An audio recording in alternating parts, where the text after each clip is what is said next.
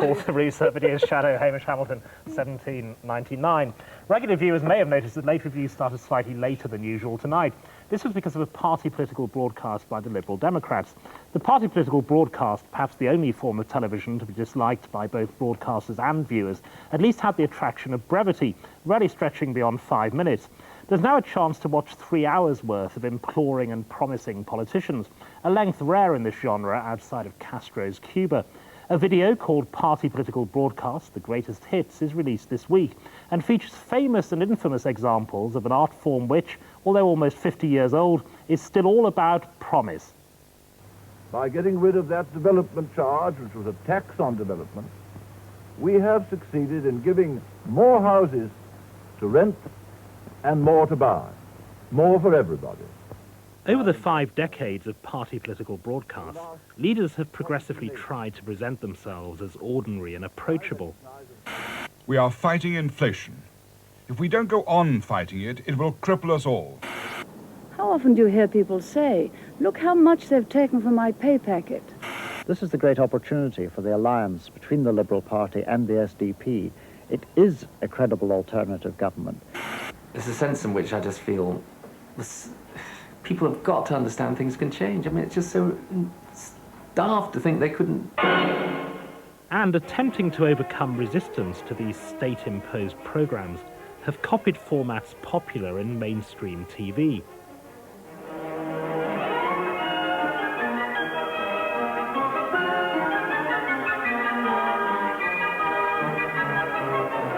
Good evening. This is our television operations room. Throughout the campaign, the leaders of the Labour Party will be speaking directly from here.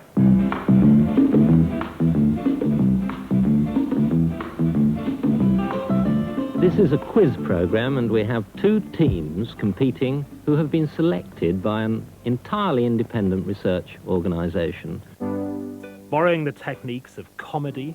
Did you hear about the local council spokesman who said we have a policy of equal opportunity for people with criminal records? Or news and documentary. Now, if we're going to rebuild our economy, we need to have the right partnership with industry. An approach continued in the Liberal Democrat broadcast shown earlier tonight. Good evening. Tonight's headlines: 140,000 nurses quit the NHS. We investigate why the health service is losing its lifeblood. Craig Brown, appropriately, was that Liberal Democrat one tonight. One of the things that comes through this is the use of TV formats, the attempt to parody them. Yes, they're trying to be subversive. So they think, well, we can't just do a broadcast, say vote for us. So they do that awful quiz show, University Challenge. Then they do a sort of awful Oprah Winfrey one. There's a marvellous one of Jeremy Thorpe. It has irony in itself, but being interviewed by Jimmy Savile in front of an audience, which also includes Gerald Howarth, the Conservative MP. And so they're always trying to do it, and they get it wrong. You know, just getting Jimmy Savile. When they get the comedians, they get John Cleese, who, you know, people don't know him off stage. They just think of Basil Fawlty, and he looks rather grim and humourless. I think he probably is grim and humourless. And so you just have this. And when they get to good comedians like Fry and Laurie, they put them as sort of snooty conservatives. And so you somehow think, if you're half watching, which one does, you think, oh, well, it's a broadcast on behalf of the Conservatives. I don't like these. I don't know. It doesn't. And of course, Labour, as we saw, they parodied or used at least the fly-on-the-wall technique later on. Tom, one of the things watching this tape is obviously seeing, with the benefit of 30, 40 years hindsight, the early politicians. How do they look now? Well, you know, Harold Macmillan, always wonderful. You always feel good about that. Gaitskell, I'm afraid, boring and donnish. Woodrow Wyatt, grotesque, terrible. Anthony Wedgwood Benn losing yet another election. All that was quite funny, but it gave me a kind of glow. I mean, 3 hours of it, and you know, I felt good watching it. Brilliant Tory broadcast. John Major in Brixton. Great one, Kinnock bashing the militants, the one about the taxis in Liverpool. Lots and lots of fine pieces of filmmaking, and you realise the strength of the democracy out of which it comes. So I felt good about it, but the one I hated was the 2 Scottish National ones. Volkish, Aryan Scotland, all white, bits of Celtic music flying around, a bit like the chieftains in Scotland, and Sean Connery, with the awful voice, the mouth as if he's chewing haggis, revolting, terrible.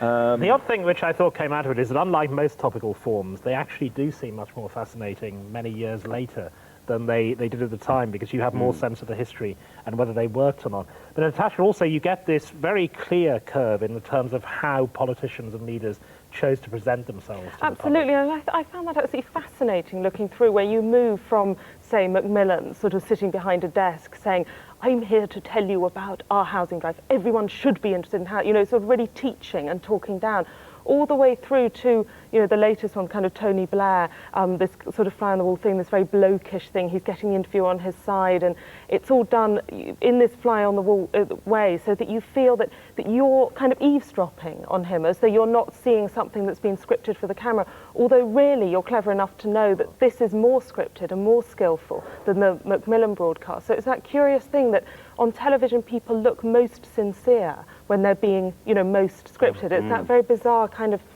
psychology. And I think that actually Tony Blair is the only leader on the whole tape that looks comfortable in front of those television cameras, the only one that seems to feel he can talk through it to you sitting in your sitting room.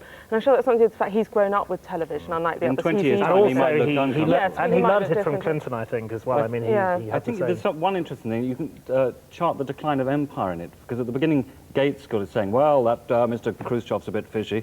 But by the end, Thatcher, Blair, everyone is wanting to be photographed with Mandela, with Carter, with all they want to be is hanging on to the coattails of other foreign leaders, because that's where Britain is now. It's just, I've been photographed with Nixon or something. The thing that has always hung over this form, Tom, is that famously, the one everyone remembers, the Kinnock one, walking on the cliffs, was part of a disastrous, failed campaign, and this has always been the odd thing about it. Well, no, isn't it true that after that went out, the Tories got really frightened, and Tebbit and Thatcher had a huge line. They thought they were losing it. But it had no effect electorally. But it might have done. But it might have been much worse failure. They thought they were losing it, and then they got their act together again and whammed out even more broadcasts. I don't think that one works, that Kinnock the movie one, because he doesn't look comfortable, I don't think, in the form.